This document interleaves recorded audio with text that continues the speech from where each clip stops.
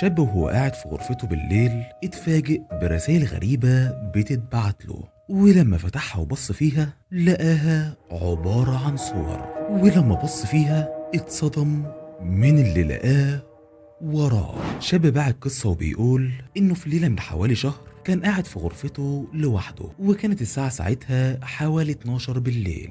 بيقول كل شيء كان طبيعي، ليلة زي أي ليلة بسهر فيها، لحد ما جات له رسالة من تطبيق غريب. تطبيق هو متأكد إنه ما ثبتوش قبل كده، وكان مكتوب في الرسالة أو الإشعار ده: لقد التقطنا لك الصورة الأخيرة فلتشاهدها الآن.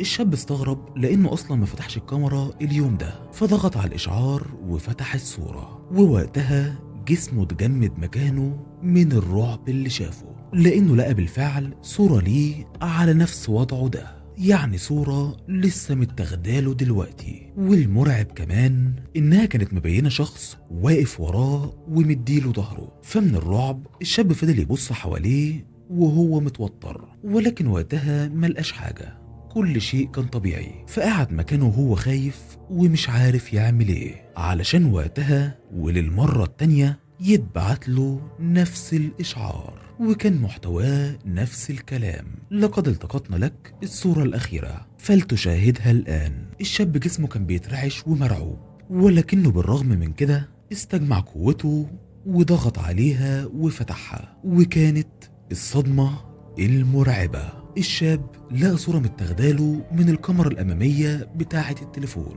وكان وراه جسم ضخم وأسود بوش ممسوح حرفيا من الملامح. الشاب أول ما شاف كده بص وراه لا إراديا من الخوف، علشان وقتها يلاقي نفس الوش اللي شافه في الصورة كان واقف وراه وبيبص له في وشه. ولكن في أقل من ثانية خبط الشاب على دماغه وأغمى عليه. وبعد شوية لما فاق الشاب كان مرعوب جدا، وفضل يحكي لأهله على اللي حصل، ولكن محدش صدقه. فوقتها راح بسرعة وجاب التليفون وفتح الصور علشان يثبت لهم، ولكن الغريب برضه إنه ملقاش الصور. فكلهم قالوا له إن ده كان مجرد كابوس مرعب، ولكنه بيحكي له متأكد إن ده حصل فعلا.